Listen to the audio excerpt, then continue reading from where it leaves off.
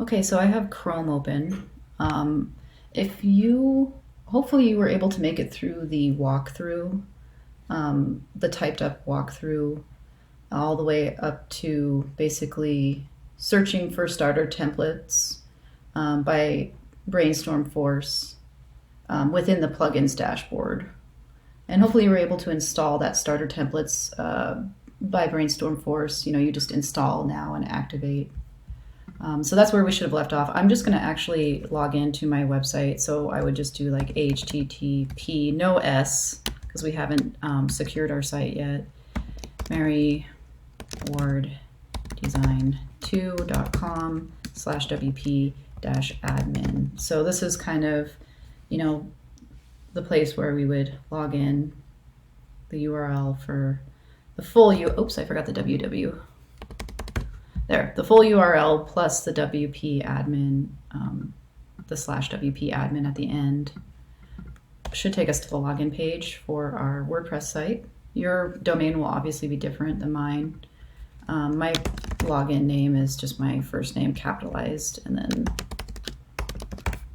I will enter in my password and just push enter or log in.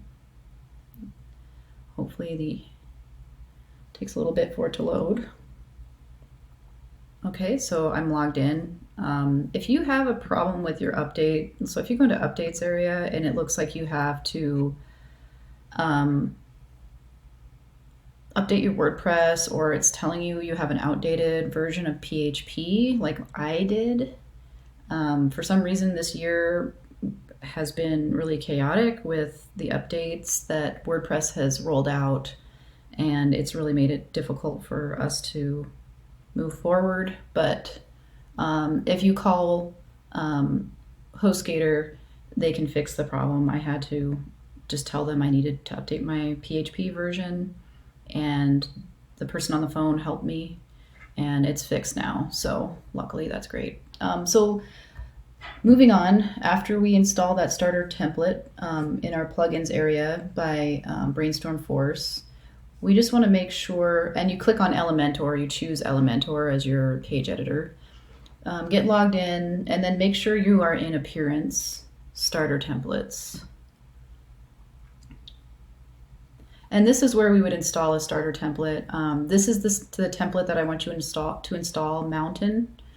You could maybe do a different one if you feel confident in doing something different than what we're doing. I'm just a little bit worried if you went with something different that it might be sort of hard for you to figure out, but I think if you're kind of tech savvy and you're relatively confident with technology, you probably would do just fine picking a different starter template. I kind of like this one, but I think we're just going to go with this one for now.